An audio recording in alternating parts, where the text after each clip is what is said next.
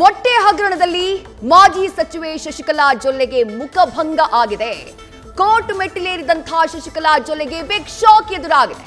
ಶಶಿಕಲಾ ಜೊಲ್ಲೆ ಹಾಕಿದ್ದಂತಹ ಅರ್ಜಿಯನ್ನ ಕೋರ್ಟ್ ವಜಾ ಮಾಡಿದೆ. ಈ ಮೂಲಕ ನ್ಯೂಸ್ ಫಸ್ಟ್ ನ ನಿರ್ಭೀತಿಯ ಹೋರಾಟಕ್ಕೆ ಜಯ ಸಿಕ್ಕಿದೆ. ಮಕ್ಕಳ ಹೊಟ್ಟೆಯನ್ನ ಸೇರ್ತಾ ಇದ್ದಂತಹ ಮೊಟ್ಟೆಗೆ ಸಚಿವೆ ಹಾಗೆ ಟೀಮ್ ಕನ್ನವನ್ನ ಹಾಕ್ತಾ ಇದೆ. ಈ ಬಗ್ಗೆ ನ್ಯೂಸ್ ಫಸ್ಟ್ ಸ್ಟಿಂಗ್ ಆಪರೇಷನ್ ಮಾಡಿ ಸತ್ಯವನ್ನ ರಾಜ್ಯದ ಜನರ ಮುಂದಿಟ್ಟಿತ್ತು. ಆದ್ರೆ ಈ ವರದಿಯ ಪ್ರಸಾರಕ್ಕೆ ಏಕಪಕ್ಷೀಯ ತಡೆ ಆದೇಶವನ್ನ ತಂದಿದ್ರು ಶಶಿಕಲಾ ಜೊಲ್ಲೆ. ಕೋರ್ಟ್ ಮೊರೆಯನ್ನ ಹೋಗಿದ್ರು. ಹಾಗಾಗಿ 2022ರಿಂದ ವರದಿ ಪ್ರಸಾರಕ್ಕೆ ಕೋರ್ಟ್ ನಿರ್ಬಂಧವನ್ನ ಹೇರಿತ್ತು. ಆದ್ರೆ ಈ ಕಾನೂನಾತ್ಮಕ ಹೋರಾಟದಲ್ಲಿ ನ್ಯೂಸ್ ಫಸ್ಟ್ಗೆ ಗೆಲುವು ಸಿಕ್ಕಿದೆ. ಮೊಟ್ಟೆ ಹಗರಣಕ್ಕೆ ಸಂಬಂಧಪಟ್ಟ ಹಾಗೆ, ಮೊಟ್ಟೆ ಡೀಲ್ ಪ್ರಕರಣಕ್ಕೆ ಸಂಬಂಧಪಟ್ಟ ಹಾಗೆ ಮಾಜಿ ಸಚಿವೆ ಶಶಿಕಲಾ ಜೊಲ್ಲೆಗೆ ಈ ಮೂಲಕ ಭಾರಿ ದೊಡ್ಡ ಮುಖಭಂಗ ಆಗಿದೆ. ಕೋರ್ಟ್ ಮೆಟ್ಟಿಲೇರಿದ್ದಂತಹ ಮಾಜಿ ಸಚಿವೆಗೆ ಸದ್ಯ ಬಿಗ್ ಶಾಕ್ ಎದುರಾಗಿರೋದು. ಶಶಿಕಲಾ ಜೊಲ್ಲೆ ಅವರು ಹಾಕಿದ್ದಂತಹ ಅರ್ಜಿಯನ್ನ ಕೋರ್ಟ್ನ ಟೈಮ್ ಹಾಳು ಮಾಡಿದಂತಹ ಕಾರಣಕ್ಕಾಗಿ ದಂಡದ ಜೊತೆಗೆ ಆ ಅರ್ಜಿಯನ್ನ ವಜಾ ಮಾಡುವಂತಹ ಕೆಲಸವನ್ನ ಕೋರ್ಟ್ ಮಾಡಿದೆ.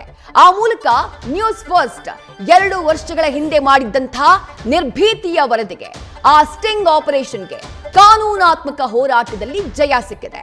ಆ ದೃಶ್ಯಗಳನ್ನ ಗಮನಿಸ್ತಾ ಇದ್ದೀರಿ. 2 ವರ್ಷಗಳ ಹಿಂದೆ 2022ರಲ್ಲಿ ನ್ಯೂಸ್ ಫಸ್ಟ್ ಮಾಡಿದಂತಹ ಸ್ಟಿಂಗ್ ಆಪರೇಷನ್ ಇದು. ಆಗ ಸರ್ಕಾರದಲ್ಲಿ ಮಹಿಳಾ ಮತ್ತು ಮಕ್ಕಳ ಕಲ್ಯಾಣ ಇಲಾಖೆಯ ಸಚಿವೆಯಾಗಿದ್ರು ಶಶಿಕಲಾ ಜೊಲ್ಲೆ ಅವರು. ಆ ಮೊಟ್ಟೆ ಡೀಲ್, ಆ ಟೆಂಡರ್ನ ಕೊಡುವಂತಹ ವಿಚಾರಕ್ಕೆ ಸಂಬಂಧಪಟ್ಟ ಹಾಗೆ ಶಾಲಾ ಮಕ್ಕಳ, ಅಂಗನವಾಡಿ ಮಕ್ಕಳ ಹೊಟ್ಟೆಯನ್ನ ಸೇರ್ಬೇಕಾಗಿದ್ದಂತಹ ಮೊಟ್ಟೆ, ಆ ಮೊಟ್ಟೆಯ ಡೀಲ್ ಕೊಡುವಂತಹ ವಿಚಾರಕ್ಕೆ ಸಂಬಂಧಪಟ್ಟ ಹಾಗೆ ಲಂಚದ ಹಣಕ್ಕೆ ಕೈಯೊಡ್ಡಿದ್ದಂತಹ ಸಚಿವೆಯ ಬಂಡವಾಳ, ಸಚಿವೆಯ ಜೊತೆಗಿದ್ದವರ ಬಂಡವಾಳ ಎಲ್ಲವೂ ಕೂಡ ಬಟಾ ಬಯಲಾಗಿತ್ತು ನ್ಯೂಸ್ ಫಸ್ಟ್ ಮಾಡಿದಂತಹ ಸ್ಟಿಂಗ್ ಆಪರೇಷನ್ ನಲ್ಲಿ. ಆ ಸ್ಟಿಂಗ್ ಆಪರೇಷನ್ ಸಂದರ್ಭದಲ್ಲಿ ರಾಜ್ಯಾದ್ಯಂತ ಶಶಿಕಲಾ ಜೊಲ್ಲೆಯ ವಿರುದ್ಧ ಬಹಳ ದೊಡ್ಡ ಹೋರಾಟ ಕೂಡ ನಡೆದಿತ್ತು.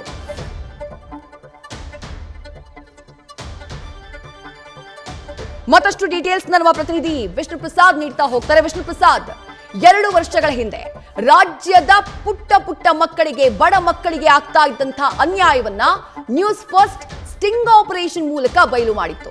ಮಾಜಿ ಸಚಿವೆ ಶಶಿಕಲಾ ಜೊಲ್ಲೆ ಆ ಸಂದರ್ಭದಲ್ಲಿ ಆ ಇಲಾಖೆಯ ಸಚಿವೆಯಾಗಿದ್ರು. ಅಕ್ರಮದಲ್ಲಿ ಹೇಗೆ ಭಾಗಿಯಾದ್ರು, ಯಾವ ರೀತಿ ಲಂಚದ ಹಣಕ್ಕೆ ಸಚಿವೆ ಕೈಯೊಡ್ಡಿದ್ರು ಅನ್ನುವಂಥದ್ದನ್ನ ನ್ಯೂಸ್ ಫಸ್ಟ್ ನ ರಹಸ್ಯ ಕಾರ್ಯಾಚರಣೆ ಬಯಲಿಗೆಳೆದಿತ್ತು. ರಾಜ್ಯಾದ್ಯಂತ ಬಹಳ ದೊಡ್ಡ ಮಟ್ಟದಲ್ಲಿ ಸುದ್ದಿಯಾಗಿತ್ತು ನ್ಯೂಸ್ ಫಸ್ಟ್ ಮಾಡಿದಂತಹ ರಹಸ್ಯ ಕಾರ್ಯಾಚರಣೆ. ಬಟ್ ವರದಿಯನ್ನ ಪ್ರಸಾರ ಮಾಡಬಾರ್ದು, ತಾನು ಲಂಚಕ್ಕಾಗಿ ಕೈಯೊಡ್ಡಿದಂತಹ ದೃಶ್ಯಗಳು ಜನರಿಗೆ ಕಾಣಿಸಬಾರ್ದು ಅನ್ನುವಂತಹ ಕಾರಣಕ್ಕಾಗಿ ತಡೆಯನ್ನ ಒಡ್ಡುವಂತಹ ಕೆಲಸವನ್ನ ಕೋರ್ಟ್ ಮೂಲಕ ಶಶಿಕಲಾ ಜೊಲ್ಲೆ ಅವರು ಮಾಡಿದ್ರು.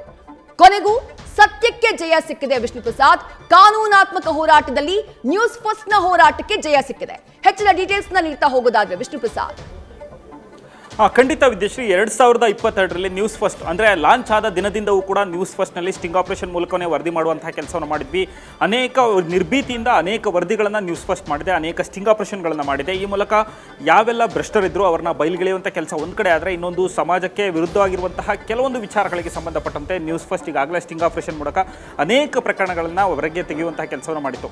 ಅದರಂತೆ 2022ರಲ್ಲಿ ನ್ಯೂಸ್ ಫಸ್ಟ್ ಟೀಮ್ ಮಾಡಿದಂತಹ ಸ್ಟಿಂಗ್ ಆಪರೇಷನ್ ಶಶಿಕಲಾ ಜೊಲ್ಲೆ ಅವರ ವಿರುದ್ಧ ಬಂದಿದ್ದು. ಮಾಜಿ ಸಚಿವೆ ಈಕೆ ಏನು ಮಹಿಳಾ ಮತ್ತು ಮಕ್ಕಳ ಕಲ್ಯಾಣ ಇಲಾಖೆಯಲ್ಲಿ ಸಚಿವರಾಗಿದ್ದಂತಹ ಸಂದರ್ಭದಲ್ಲಿ ಏನು ಮೊಟ್ಟೆ ಅಂದರೆ ಚಿಕ್ಕ ಮಕ್ಕಳಿಗೆ ಶಾಲೆಗಳಲ್ಲಿ, ಅಂಗನವಾಡಿಗಳಲ್ಲಿ ಕೊಡುವಂತಹ ಮೊಟ್ಟೆ ಏನಿದೆ ಅದಕ್ಕೆ ಸಂಬಂಧಪಟ್ಟಂತೆ ಟೆಂಡರ್ನಲ್ಲಿ ಡೀಲ್ ಮಾಡುವಂಥ ಕೆಲಸವನ್ನು ಮಾಡಿದರು. ಮತ್ತು ಅದರಿಂದ ತಾನು ಲಾಭ ಪಡೆದುಕೊಳ್ಳೋದಕ್ಕೆ ನ್ಯೂಸ್ ಫಸ್ಟ್ ಮೂಲಕ, ಅಂದರೆ ನ್ಯೂಸ್ ಫಸ್ಟ್ನಿಂದ ಸ್ಟಿಂಗ್ ಆಪರೇಷನಲ್ಲಿ ನಮ್ಮ ಬಳಿ ಹಣಕ್ಕೆ ಡಿಮ್ಯಾಂಡ್ ಮಾಡಿ ಸುಮಾರು 25 ಲಕ್ಷಕ್ಕೂ ಹೆಚ್ಚು ಹಣವನ್ನು ಪಡೆದುಕೊಳ್ಳುವಂತಹ ಕೆಲಸವನ್ನು ಮಾಡಿದರು.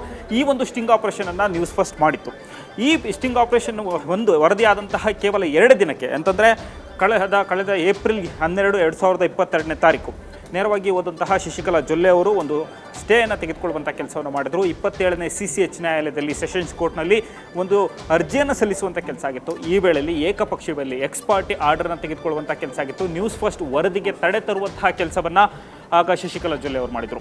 ಈ ವರದಿಗೆ ಸಂಬಂಧಪಟ್ಟಂತೆ ಕೋರ್ಟ್ ಕೂಡ ಅಂದರೆ ಎಕ್ಸ್ ಪಾರ್ಟಿ ಆರ್ಡರ್ನ ಕೊಡೋದಕ್ಕೆ ಅವಕಾಶ ಇರುವಂಥದ್ದು. ಅದರಲ್ಲಿ ಯಾಕಂತಂದರೆ ಓರ್ವ ಪ್ರತಿನಿಧಿ ಆದಂಥ ಸಂದರ್ಭದಲ್ಲಿ ಜನಪ್ರತಿನಿಧಿ ಇರ್ಬೋದು, ಸೆಲೆಬ್ರಿಟಿಗಳಿರ್ಬೋದು, ಮತ್ತು ಸಮಾಜದಲ್ಲಿ ಸಾರ್ವಜನಿಕ ಹುದ್ದೆಯಲ್ಲಿರುವಂತಹ ವ್ಯಕ್ತಿಯ ವಿರುದ್ಧ ಈ ರೀತಿ ಆರೋಪ ಕೇಳಿಬಂದಂಥ ಸಂದರ್ಭದಲ್ಲಿ ಸಾಮಾನ್ಯವಾಗಿ ಕೋರ್ಟ್ ಎಕ್ಸ್ಪರ್ಟಿ ಆರ್ಡರ್ನ ಕೊಡುವಂಥ ಕೆಲಸವನ್ನು ಮಾಡುತ್ತೆ. ಈ ಮೂಲಕ ಶಶಿಕಲಾ ಜೊಲ್ಲೆ ಅವರು ತಾವು ಮಾಡಿದಂತಹ ಹಗರಣ ಏನಿತ್ತು ಅದನ್ನು ಮುಚ್ಚಿಕೊಳ್ಳುವಂತಹ ಪ್ರಯತ್ನಕ್ಕೆ ಮುಂದಾದರೂ ನಮ್ಮ ಕೆಲಸಕ್ಕೆ ತಡೆ ತರುವಂಥ ಕೆಲಸ ಆಯಿತು. ನಾವು ಮಾಡಿದಂಥ ಸ್ಟಿಂಗ್ ಆಪರೇಷನ್ ಕೇವಲ 2 ದಿನ ಮಾತ್ರ ಟೆಲಿಕಾಸ್ಟ್ ಆಯಿತು. ಅದಾದ ಬಳಿಕ ಅದನ್ನು ತಡೆದು ನಿಲ್ಲಿಸುವಂತಹ ಕೆಲಸವನ್ನು ಶಶಿಕಲಾ ಜೊಲ್ಲೆ ಅವರು ಮಾಡಿದರು.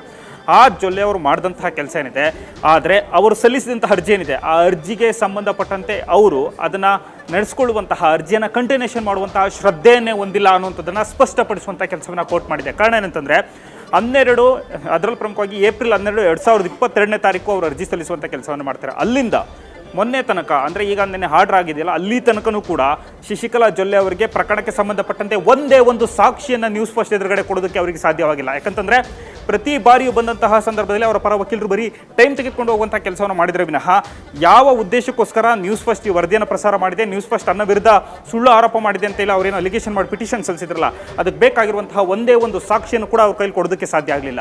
ಈ ಹಿನ್ನೆಲೆಯಲ್ಲಿ ಕೋರ್ಟ್ ಈ ಒಂದು ಅರ್ಜಿಯ ವಿಚಾರಣೆ ನಡೆಸುವಂಥ ಸಂದರ್ಭದಲ್ಲಿ ಅನೇಕ ಬಾರಿ ಅವರಿಗೆ ಟೈಮ್ ಕೊಡುವಂಥ ಕೆಲಸವನ್ನು ಮಾಡ್ತು. ಪ್ರತಿ ಬಾರಿ ಟೈಮ್ ಕೊಟ್ಟಂಥ ಸಂದರ್ಭದಲ್ಲೂ ಕೂಡ ಮತ್ತೊಮ್ಮೆ ಬಂದಂಥವರು ಕೇವಲ 15 ದಿನ 20 ದಿನಗಳಿಗೆ ಟೈಮ್ ತಗೊಂಡು ಹೋಗ್ತಾ ಅಂತ ಕೆಲಸ ಮಾಡ್ತಾ ಇದ್ರು. ಕೊನೆಯದಾಗಿ ಕಳೆದ ತಿಂಗಳು ಒಂದು ಅವಕಾಶವನ್ನು ಕೊಡುವಂಥ ಕೆಲಸವನ್ನು ಮಾಡ್ತು. This is the last warning. ಈ ಸಂದರ್ಭದಲ್ಲಿ ನೀವು ಸಾಕ್ಷಿಗಳ ಸಮೇತ ಕೋರ್ಟ್ಗೆ ಹಾಜರಾದರೆ ಮಾತ್ರ ಪ್ರಕರಣವನ್ನು ಮುಂದುವರಿಸೋದಾಗಿ ಕೋರ್ಟ್ ಹೇಳಿತ್ತು. ಆದರೆ ಅಲ್ಲೂ ಕೂಡ ಶಶಿಕಲಾ ಜೊಲ್ಲೆ ಅವರು ವಿಫಲರಾಗ್ತಾರೆ. ಅದಲ್ಲದೆ ಆ ಒಂದು ವಿಚಾರಕ್ಕೆ ಸಂಬಂಧಪಟ್ಟಂತೆ ನ್ಯೂಸ್ ಫಸ್ಟ್ಗೆ ಅವರು ಎಕ್ಸ್ಟ್ರಾ ಟೈಮ್ ತೆಗೆದುಕೊಂಡಿದ್ದಕ್ಕೆ ಅವರಿಗೆ ಕಾಸ್ಟ್ ಕೂಡ ಹಾಕುತ್ತೆ, ದಂಡವನ್ನು ಹಾಕಿ ಅದನ್ನು ನ್ಯೂಸ್ ಫಸ್ಟ್ಗೆ ಬರೆಸಬೇಕು ಅಂತ ಸೂಚನೆ ಕೊಡುತ್ತೆ. ಆದರೆ ಅದನ್ನು ಕೂಡ ಶಶಿಕಲಾ ಜೊಲ್ಲೆ ಅವರು ಮಾಡೋದಿಲ್ಲ. ಅದಲ್ಲದೆ ಅಷ್ಟು ದಿನ ಕೇಸ್ ಹಾಕಿದಂಥ ಅಂದರೆ ಸುಮಾರು 2.5 ವರ್ಷಗಳ ನಂತರವೂ ಕೂಡ ಒಮ್ಮೆಯೂ ಕೂಡ ಕೋರ್ಟ್ ಮುಂದೆ ಶಶಿಕಲಾ ಜೊಲ್ಲೆ ಅವರು ಹಾಜರಾಗಲ್ಲ.